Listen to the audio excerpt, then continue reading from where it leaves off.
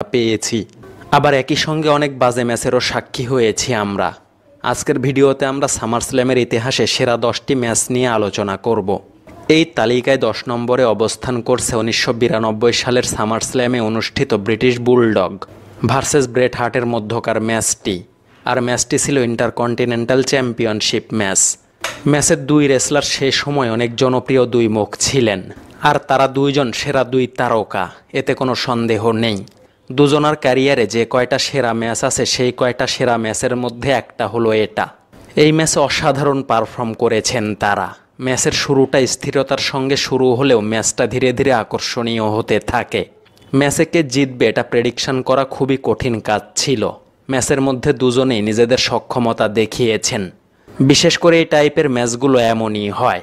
ম্যাচের প্রতিটা মুভ অসাধারণ ছিল, আর ম্যাচের মধ্যে দুজনে কোনো প্রকারের ভুলই করেননি। ম্যাচটা ছিল প্রায় 26 মিনিটের, আর ম্যাচটা জিতেছেন ব্রিটিশ বুলডগ। ম্যাচ শেষ হওয়ার পরে সেখানে তারা হ্যান্ডশেক করেছিলেন। এটা ছিল 4.5 স্টার রেটিংয়ের ম্যাচ। এর আগের অবস্থানে আছে সামারস্ল্যাম 2000-এ অনুষ্ঠিত এজ এবং ক্রিস্টিয়ান এবং দ্য ডাডলি বয়েজদের মধ্যে triple threat tag team championship ম্যাচটি। এই ম্যাচের টাইপ ছিল টিএলসি ম্যাচ। একই সঙ্গে ম্যাচটিতে তারা লড়েছিল ডাব্লিউডাব্লিউই ট্যাগ টিম চ্যাম্পিয়নশিপের জন্য। ম্যাচে লড়াই করেছিল প্রায় 18 মিনিট। এই পেপার ভিউয়ের আগে রেসেলম্যানিয়াতেও তাদের মধ্যে ম্যাচ হয়েছিল, আর এই ম্যাচের পরেও কিন্তু তাদের মধ্যে ম্যাচ হয়েছে। বলা যায় তাদের মধ্যকার গল্পটা অনেক লম্বা একটা গল্প ছিল। এই টিমের কোনো মেম্বারকে পিছিয়ে রাখার মতো অবস্থান নেই। 3 দলের সব মেম্বার রেসলিংয়ে সব দিকে পারদর্শী। ম্যাচটাকে হার্ডকোর ম্যাচ বলা চলে। একই সঙ্গে নিজেদের পুরো স্কিল দেখিয়েছে তারা। আর অবাক হলো, গল্পটা এত লম্বা হওয়া সত্ত্বেও গল্পের প্রতি কারো বিরক্তি আসেনি। প্রতিনিয়তই গল্পটার প্রতি নতুন আকর্ষণ তৈরি হয়েছে সবার। ম্যাচের মধ্যে টেবিল, চেয়ার এবং ল্যাডারের খুব ভালো ব্যবহার হয়েছে, আর এটাও ছিল 4.5 স্টার রেটিংয়ের ম্যাচ। ম্যাচটা আছে 8 নম্বরে। এই ম্যাচের মধ্যে দুজনার পারফর্ম দেখে অবাক না হওয়ার কোনো উপায় নেই, কেননা ম্যাচের মধ্যে কেউ হারবে এমনটা হয়তো মনে করে তারা খেলতেই নামেনি। ম্যাচের শুরু থেকে শেষ পর্যন্ত দুজনেই চরমভাবে আক্রমণাত্মক ছিল। একে অপরকে নিজেদের ফিনিশিং মুভ দিয়ে কাবু করার চেষ্টা করলেও হারাতে পারেনি। শেষের দিকে পরপর 3 জন রেফারিকে আহত করেছিল স্টিভ অস্টিন, কিন্তু তারপরেও তিনি সুবিধা করতে পারেননি। অবশেষে তার পক্ষে 4 নম্বর রেফারি আসলে তিনি চ্যাম্পিয়নশিপ হাতছাড়া হওয়ার হাত থেকে বেঁচে যান। সামারস্ল্যাম 2008-এ অনুষ্ঠিত এজ ভার্সেস আন্ডারটেকারের মধ্যকার হেল ইন এ সেল ম্যাচটি আছে এই তালিকায়। এই ম্যাচে মূলত ভিকি গুরেরো এজকে একদম ফাঁসিয়ে দিয়েছিলেন। এজ তখন তার ক্যারিয়ারের সেরা একটা সময় পার করছিলেন, আর বরাবরের মতোই হিল হওয়া সত্ত্বেও তিনি জনপ্রিয়তার শীর্ষে অবস্থান করেছেন। আন্ডারটেকারের সাথে তার এই ম্যাচটি ছিল সেরা একটি ম্যাচ। যে দুই রেসলারের মধ্যে ম্যাচ হয়েছে এই ম্যাচটা কোনোভাবেই খারাপ হওয়ার সম্ভাবনা নেই, এটা সবাই জানতো। একই সঙ্গে সময়ের সেরা হিলের ভিলেনি চরিত্রকে সেই সময়ের সবচেয়ে ভয়ঙ্কর রেসলার কিভাবে শিক্ষা দেন এটা দেখার জন্য সবাই মুখিয়ে ছিল। এই ম্যাচের মধ্যে দুজনেই ভালো পারফর্ম করেছেন। ম্যাচে ওয়েপন্সের ব্যবহার হয়েছে খুব ভালোভাবে। ম্যাচের মধ্যে এজের হার ব্যাক স্টেজের সবার কামনা ছিল, কেননা ব্যাক স্টেজের সবাইকে তিনি জ্বালাচ্ছিলেন। ম্যাচটা জিতেছিলেন আন্ডারটেকার, তবে ম্যাচ শেষ হওয়ার পরে এজকে অনেক মেরেছিলেন তিনি। এটা ছিল 4.5 স্টার রেটিংয়ের ম্যাচ। 2013 সালের সামারস্ল্যামে জন সিনা তার অপোনেন্ট হিসাবে বেছে নিয়েছিলেন ড্যানিয়েল ব্রায়ানকে, আর ড্যানিয়েল ব্রায়ানের জন্য এটা একটা সেরা সিদ্ধান্ত ছিল। এই ম্যাচের মধ্যে গেস্ট রেফারি হিসাবে দায়িত্ব পালন করেছেন ট্রিপল এইচ। ম্যাচটা মূলত ট্রিপল এইচের অবদানেই হয়েছিল। প্রায় 27 মিনিট লড়াই করেছিল তারা। এই ম্যাচটা ছিল ডাব্লিউডাব্লিউই চ্যাম্পিয়নশিপ ম্যাচ, যেখানে চ্যাম্পিয়ন ছিলেন জন সিনা, তবে ম্যাচটা জিতেছিলেন ড্যানিয়েল ব্রায়ান, আর নতুন চ্যাম্পিয়ন হয়েছিলেন তিনি জেতার পরে তাকে ট্রিপল এইচ পেডিগ্রি দেন, আর তার উপর ক্যাশ ইন করেছিলেন র্যান্ডি অর্টন, আর ক্যাশ ইন সফল হয়। ফলে ম্যাচটা জিতলেও খুব কম সময়ের মধ্যেই চ্যাম্পিয়নশিপ হাতছাড়া হয়েছিল ড্যানিয়েল ব্রায়ানের। তবে এর আগে অসাধারণ একটা ম্যাচ উপহার দিয়েছে তারা।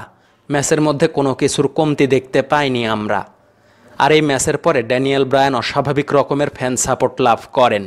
আর এই ম্যাচটাও ছিল 4.5 স্টার রেটিংয়ের ম্যাচ।